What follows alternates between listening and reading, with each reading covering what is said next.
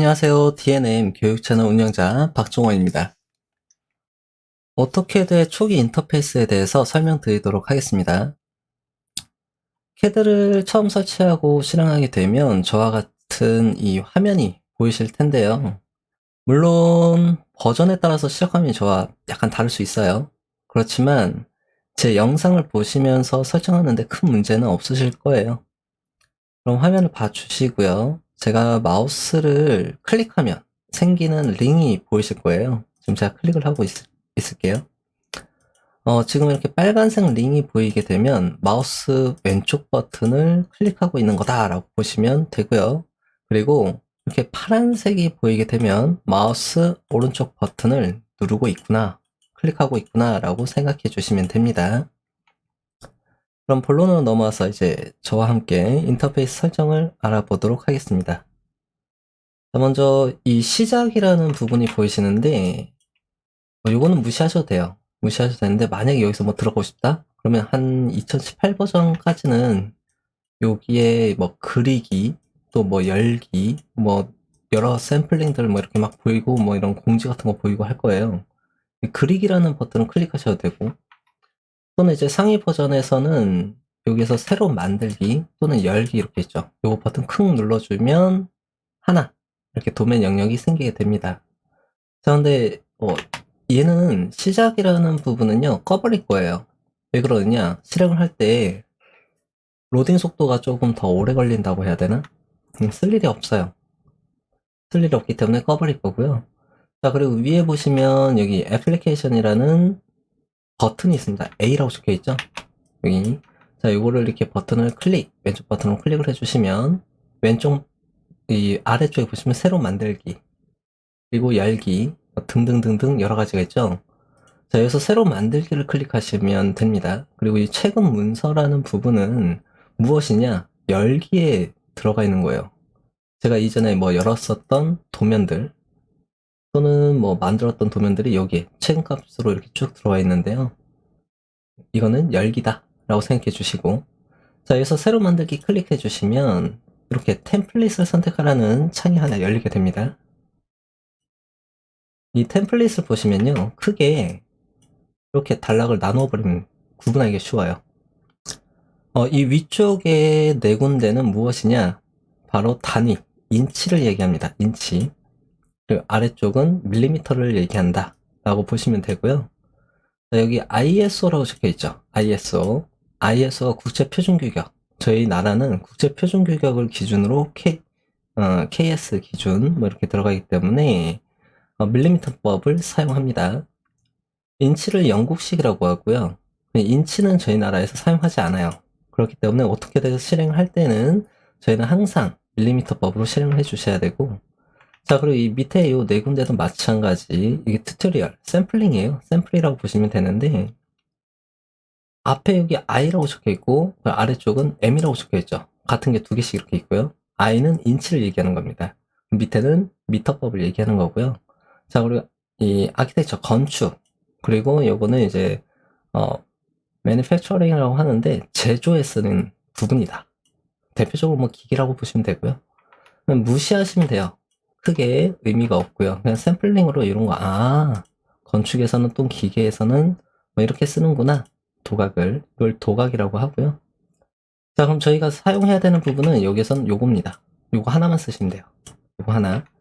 자, 그리고 3D. 3D를 들어가게 되면 어떻게 되냐면 위에 요걸 리본 패널이라고 하는데요. 얘가 3D 전용으로 변해요.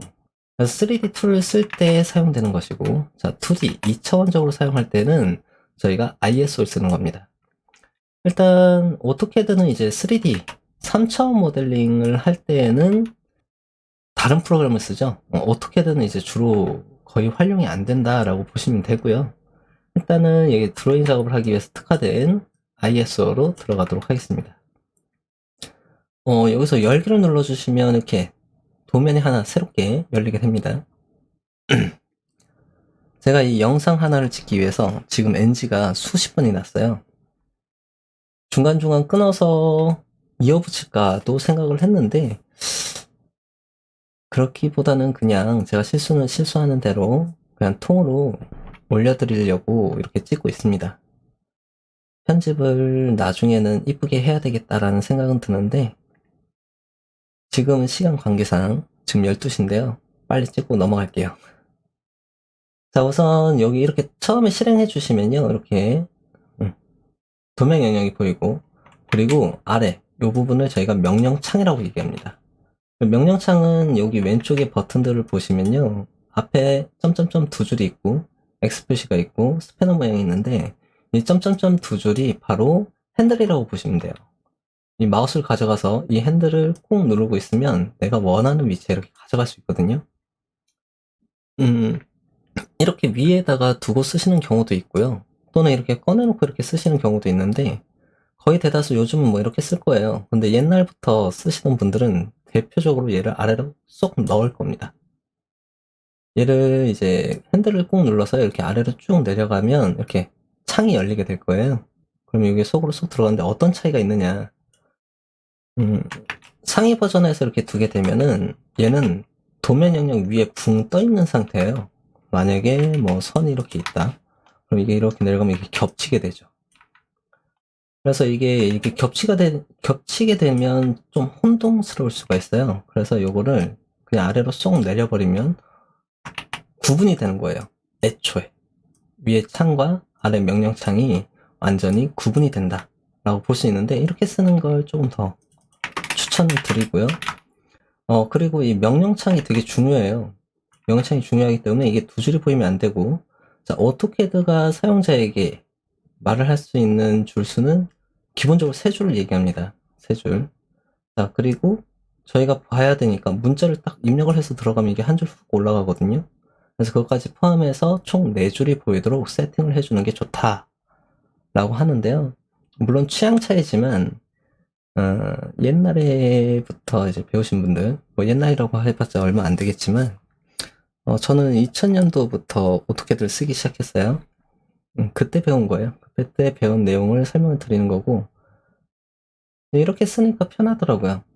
그리고 저는 이 밑에를 나중에 이제 자동 번역이라든지 뭐 번역을 좀 넣을 생각이라서 얘를 위에다 이렇게 올려둘게요. 저 같은 경우는 이렇게 위에다 올려두게 쓰는 거는 좋은 방법이 아니에요. 일단은 화면 시선이 위로 올라가기 때문에 좋은 방법이 아니다. 따라하지 않는 게 좋다라고 볼 수 있고요. 제가 이 오프라인을 주로 수업을 하는데, 이게 아래에 있으면 앞에 사람이 가리거나 또는 모니터가 가려서 보기가 힘들어요. 그래서 위에다 올려두고, 이 영상 작업을 할 때도 마찬가지, 이걸 아래다가 두게 되면 자막을 넣는데 좀 불편함을 느낄 수 있어가지고 제가 이걸 위에다가 올려두는 거고요. 그래서 이게 아래에 있는 게 맞다. 그렇지만 저는 여러분들 그 뭐 자막도 넣고 뭐 해설도 좀 넣고 하기 위해서 위에다가 올려둔 거고요.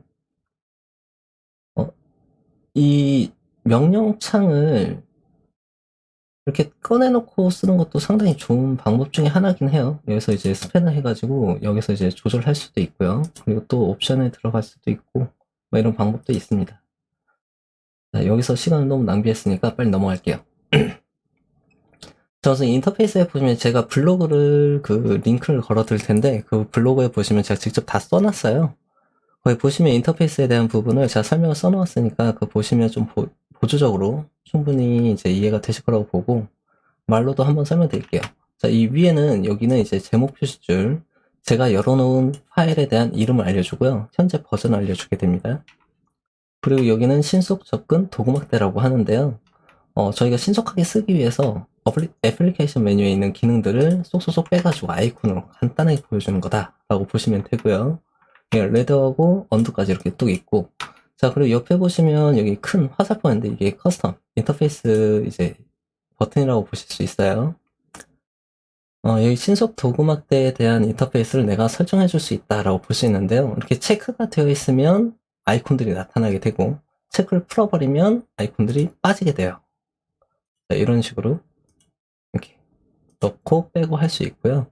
뭐 여기에서 이제 도면층을 넣고 쓰시는 분들도 많으시고, 뭐 특성일치, 매치 프로브를 넣어서 쓰는 경우도 있으시고요. 근데 굳이 저는 필요성 못 느껴가지고 추천드리지는 않습니다. 근데 여기서 꼭 해야 되는 부분이 있어요. 저랑 같은 설정으로 들어간다면. 자, 맨 아래에서 두 번째 보시면 여기 메뉴 막대 표시라고 있습니다. 자, 이게 무엇이냐? 구버전과 상위 버전 크게 나누어지는 게 클래식 버전과 리본 패널 버전 뭐 이렇게 얘기를 합니다. 클래식 버전 같은 경우는 저희가 2008 버전까지가 완성형이라고 볼 수 있어요. 그리고 2009 버전, 2010 버전부터는 이제 2010 버전부터 리본 패널로 변환하기 시작했고 2009 버전은 대표적으로 어중이 또중이 그냥 그냥 뭐 지나가는 그 중간에 걸려가지고 이도저도 아닌 그런 프로그램이 됐었고요. 클래식 버전을 쓰시던 분들은 그 클래식 버전이 되게 편리해가지고 아직도 쓰시는 분들이 많이 있으시고요. 근데 저도 이제 2016년도까지는 클래식 버전을 쭉 쓰다가 오토데스크에서 이제 작업 공간에서 그걸 꼭 빼버려가지고 깜짝 놀라서 저도 이제 리본 패널로 다시 적용을 해보자 하다 보니까 리본 패널에 대한 특화된 기능들도 좋고 그리고 클래식 방식도 되게 좋거든요. 그래서 이 두 가지를 같이 혼동해서 쓰시려면 이 버튼을 꼭 눌러주셔야 돼요. 요즘 뭐 거의 다 그렇게 많이 쓰시는 경우도 많이 있으실 거예요. 자, 얘를 딱 클릭을 해주게 되면 9버전에서 보던 것과 똑같이 파일, 편집, 뷰 등등등 여러 가지가 이렇게 쭉 나오게 되는데요. 자, 이걸 쓰는 이유 중에 또 하나는 저희가 리습이라고 하는데 플러그인 같은 거예요. 그럼 뭐 여기다 뭐 한국 뭐 미습이라든지 뭐 SMC라든지 또는 헤드마스, 파워캐드 등등등등 해가지고 이 메뉴에서 이렇게 클릭해서 이렇게 가져올 수 있는 툴을 뭐 이런 이제 좀 더 편리하게 사용할 수 있는 기능들을 좀 쓸 수 있어가지고 이거 켜놓는 게 좋고요. 실무에서는. 자, 그리고 9버전과 동일하게 퓨전해서 쓰는 거예요. 상위 버전과 9버전을 퓨전해서 쓴다. 그게 바로 이 툴. 도구에 들어가시면 이 도구 막대가 있어요. 도구 막대라고 있는데 여기 에이캐드, 오토캐드 들어가서 보시면 이렇게 여러 가지가 쭉 나오게 됩니다. 대표적으로 처음 배우실 때 여기서 꺼내주면 좋은 부분이 무엇이냐면 아래로 쭉 내려가 볼게요. 치수, 디멘션 요걸 꼭 꺼내주셔야 돼요. 요걸 클릭을 해서 꺼내주시면 되는데 지금 제 화면에서는 안 보이죠? 이게 4K 버그예요. 그래서 이 4K 모니터를 쓰실 때에는 조심하셔야 됩니다. 이 4K 모니터가 너무 커가지고 해상도가 제가 해상도를 확 줄여놓은 건데요. 잠시 보여드릴게요. 이것도 그냥 통으로 찍고 보여드리겠습니다. 지금 이 배율을 100% 표준을 맞춰두시면 엄청 작죠? 되게 작아요. 여기 옆에 이제 제가 듀얼 모니터를 쓰고 있어가지고 옆에서 나오는데 이게 듀얼 모니터라서가 그런 게 아니라 4K랑 안 맞아요. 여러분들 절대로 작업을 하실 때 특히 노트북을 사실 때에는 4K 안 사시는 게 좋습니다. 그렇다고 해서 이제 요즘 시대가 변했기 때문에 FHD도 사면 안 돼요. 제 기준에서는. 그럼 무엇을 사야 되느냐? QHD, 2K 모드라고 하죠. 자, 2K 정도를 쓰는 게 딱 좋다. 2K는 설정이 다 됩니다. 설정이 다 되고 그리고 보는데 보기도 좋고요. 제가 도구막대를 하나씩 꺼내오게 되면요. 이런 식으로 계속 변하게 되는데 이게 4K 단점이에요.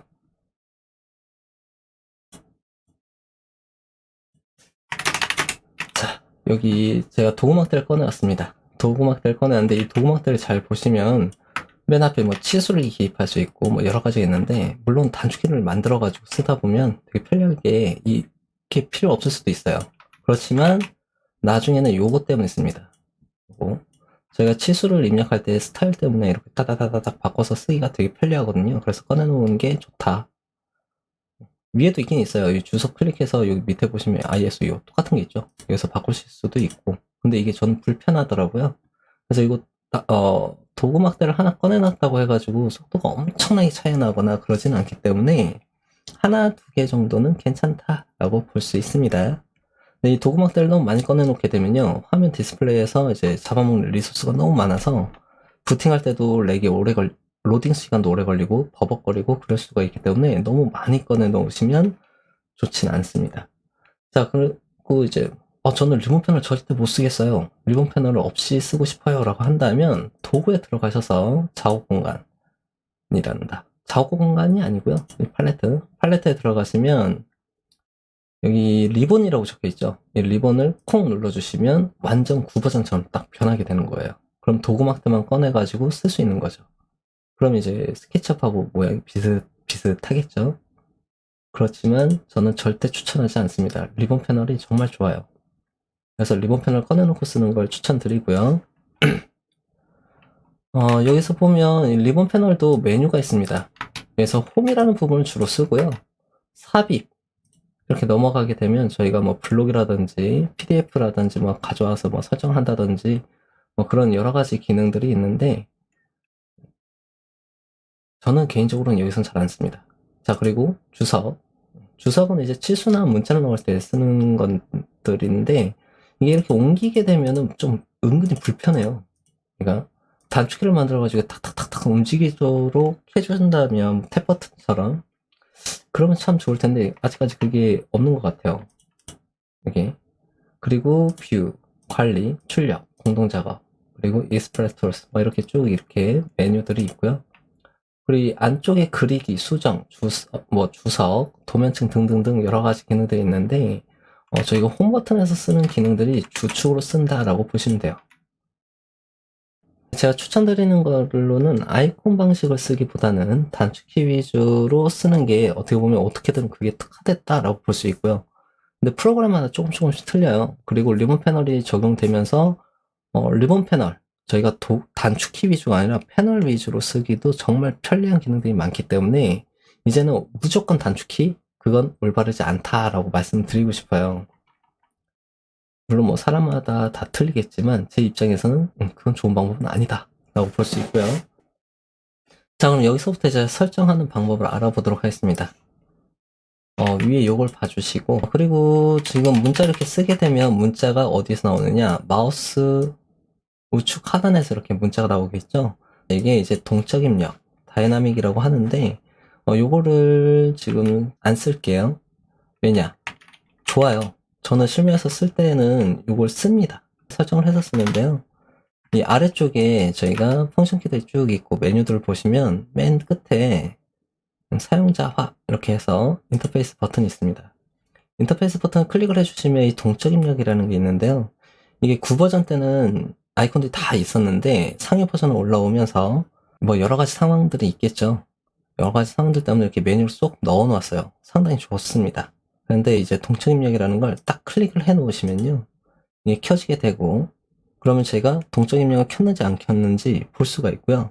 이렇게 파란색으로 활성화가 되어 있으면 켜져 있는 거고 그리고 또 한번 눌러주시면 꺼지게 되는 겁니다. 기억해 두시고 자, 동적 입력을 끄게 되면 명령어를 입력을 하면 어디로 들어가느냐, 명령 창으로 들어가는데요. 처음에 연습을 하실 때 오토캐드를 처음 접해보고 처음 연습하실 때는 이걸 추천드려요. 그리고 이게 영문판이 있고 한글판이 있죠. 제가 지금 한글판으로 설명을 드리는 이유 중에 하나는 한글판으로 배우시는 게 훨씬 빠릅니다. 훨씬 빠르고 그리고 뭐 한글 패치 되어 있는 걸 사용하게 되면 속도가 더 느리다 뭐 이런 루머, 그리고 심심하면 오류가 생기고 더 튕긴다 뭐 이런 루머들이 있는데 2006 버전 이후부터는 아니에요. 뭐 2006 버전 아니면 2008 버전 그때부터는 오토데스크사에서 2006년도부터 공식으로 한글 패치를 지원을 하는데 한글 패치 지원하고 나서부터는 그런 일이 없었습니다.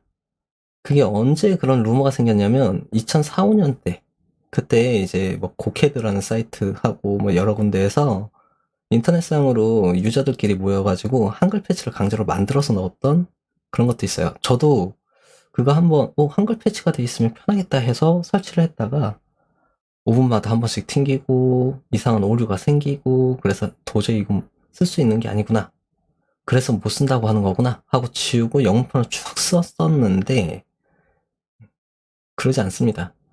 코딩 다 잘 되어 있고요. 그래서 한글판으로 써도 무방하다. 단 저처럼 이제 오프라인으로 교육을 하실 때에는 물론 제 영상을 강의하시는 분들도 많이 보실 거라고 봐요. 강의하시는 경우라면 이제 저희가 컴퓨터에다가 빔 프로젝트를 연결을 해가지고 이렇게 빔으로 쏴서 강의를 하게 되는데 그럼 리소스를 많이 잡아먹습니다. 실질적으로. 그렇기 때문에 약간의 렉이 좀 생길 수가 있어요. 그럴 때는 뭐 영문판으로 쓰는 것도 하나의 방법인데 제일 중요한 건 적정한 컴퓨터의 성능 기준으로 강의를 해야 되는데 적정한 성능이 아니라서 그렇게 된 겁니다. 여러분들이 쓰실 때는 한글판으로 쓰시든 영문판으로 쓰시든 큰 문제 없으시고요. 단 실무에서 쓰시는데 만약에 리스크 같은 걸 많이 써야 되는 상황이라면 캐드는 실제로 뭐 큰 문제는 없는데 혹시라도 이게 코딩이 안 돼 있는 경우가 있어요. 한글로. 그러면 실행을 하고 나면 얘가 버벅버벅거리거나 오류가 일어나는 경우가 있어서 그럴 때에는 바꿔주시는 게 좋고요. 좀 얘기가 많이 빗나갔네요. 자, 일단 이런 내용들 차근차근 알아보고 지금 이렇게 실행을 하고 나서 기본 인터페이스를 맞춰보았는데 도구막대 꺼내는 거 이거 까먹지 마시고요. 제가 아주 유용한 기능이니까 잘 기억해 두시기 바랍니다. 이 밑에 보시면 여기 모형, 배치 이렇게 있는데요. 단순히 모형은 저희가 드로잉 작업을 하는 곳, 제도를 하는 공간을 얘기하는 거고요. 배치, 영문으로는 레이아웃이라고 되어 있는데 레이아웃 같은 경우는 출력하는 공간이라고 생각하시면 돼요. 그리고 이 밑에는 이게 펑션 키들이 쭉 나열이 되어 있는데요. 기능 키라고 합니다. 자, 여기에서 이제 저희가 펑션 키라고 하면 대표적으로 F2번부터 F12번까지 있다라고 보시면 돼요. F1번은 도움말, 뭐 이렇게 보시면 되고요. 자, 이 펑션 키들은 제가 블로그에 올려놨는데, 그래서 저희가 주로 쓰는 것도 있고, 안 쓰는 것도 있고, 또 분야마다 쓰는 부분이 있고, 안 쓰는 부분이 있다라고 볼 수 있고요. 여기에서 이제 주로 쓰이는 건 이건 체계적으로 제가 이렇게 하면서 하나씩 하나씩 보여드릴 거고, 자, 시작을 하고 나서 저희가 꼭 해야 되는 부분은 저 시작을 없애는 방법이에요. 그건 무엇이냐? 바로 스타트업이라고 합니다. 근데 스타트업만 하시면 안 되고요. 스타트 모드라는 걸 들어가가지고 바꿔주셔야 되고, 스타트업 같은 경우는 시작을 없애는 게 아니라 그 스타트 시점을 바꿔주는 거다라고 볼 수 있어요. 스타트 모드는 MOD, 이렇게 스타트 MOD 눌러주시고 실행을 해주시면 되는데요. 그래서 이제 새 값을 입력하시오 라고 하는데 컴퓨터는 생각하는 그런 기계 장치가 아니에요. 생각을 할 수가 없습니다. 양자 컴퓨터가 아닌 이상. 그렇기 때문에 여기에서는 딱 답이 나와 있어요. 있다, 없다. 여기서 있다는 뭐 1번, 없다, 0번 이런 식으로 인식을 해놓게 되면 1번 눌러주시면 생기고 0번 눌러주시면 없어지는 단순히 이렇게 수치적으로 입력을 해놨다라고 보시면 되는데 0번 입력하고 실행해 주시면 다음부터 안 열리게 돼요. 완전히 새로 깔거나 또는 초기화하지 않는 이상은 그 뒤로는 안 열리게 된다. 그래서 이 스타트 모드를 없애버리세요. 근데 이렇게 스타트 모드만 없애고 나면 컴퓨터를 껐다 키면 당황스러운 일이 생길 수가 있어요.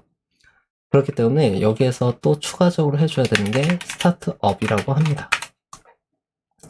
스타트업이라는 건 시작할 때 무엇을 바꿔주느냐, 어떻게 실행을 할 것이냐 바꿔주는 게 아니라 어떻게 실행할 것이냐를 얘기하는데 이 스타트업에서는 저희가 0번, 1번, 2번 그리고 버전마다 좀 틀려요. 제가 주로 쓰는 거는 0번입니다. 그래서 0번 입력을 하고 이렇게 실행해 주시게 되면 캐드를 껐다 키면 이렇게 드로잉 1번 해가지고 초기 도면 영역이 하나 딱 열려 있어요. 이렇게 쓰는 게 좋고요. 그리고 뭐 1번 해놓으면 딱 실행과 동시에 이렇게 템플릿이 열리게 되고요. 그리고 또는 옛날 구부전에 썼던 마법사 해가지고 뭐 뜨는 것도 있는데요. 이제는 그거 쓰면 안 돼요. 쓰지 마세요. 안 써도 무방하다.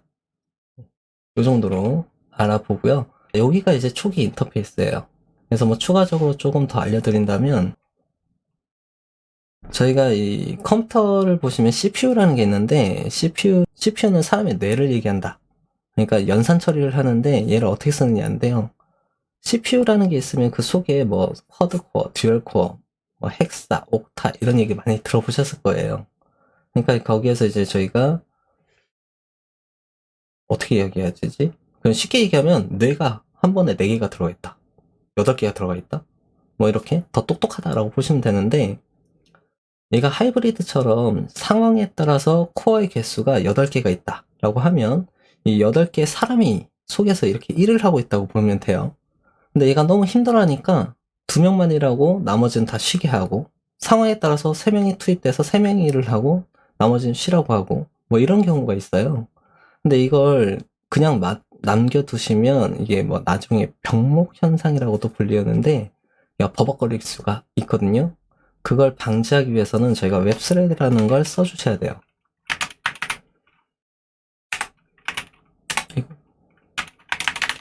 자, 웹스레드라는 걸 실행을 해주시면 이 스레드 값을 어떻게 쓸 것이냐. 스레드라는 것은 이제 코어를 얘기합니다. 코어를 보시면 코어도 스레드가 이렇게 나뉘어져 가지고요. 스레드가 2개. 이 좋은 거는 2개. 그리고 안 좋은 건 1개, 뭐 이렇게라고 보시면 돼요. 자, 여기서 이걸 모두 다, 여러 명의 사람을 모두 다 일을 하도록 하겠다라는 게 바로 3번이에요. 자, 여기서 설정하는 것은 저희가 0번부터 3번이다라고 보시면 되는데요. 초기에는 하이브리드로 되어 있지만 여기서 3번을 입력을 하게 되면 모두 다 어떻게든 여기서 일을 해라, 100% 일을 해라, 이렇게 지정해 주는 거예요. 이렇게 지정을 해주시면 실제로 저희가 사용하는데 티는 안 납니다. 티는 안 나는데 해주면 좋다. 이게 티나는 정도라면 용량이 엄청 큰 파일이 열려야지 그때 좀 티가 날 거예요. 초기에는 뭐 큰 차이는 없다라고는 볼 수 있어요. 이거 기억해 두시고요. 그리고 저희가 F8번, 이게 22버전에서 조금 차이가 있는데 이게 되는 PC도 있고 안 되는 PC도 있다, 뭐 이런 얘기도 있고 뭐 여러 가지 뭐 얘기가 있는데요. 이거는 나중에 설명드릴게요. 직교는 제가 선 그리기 뭐 이런 거 좀 알아보고 그때 설명드리도록 하겠습니다.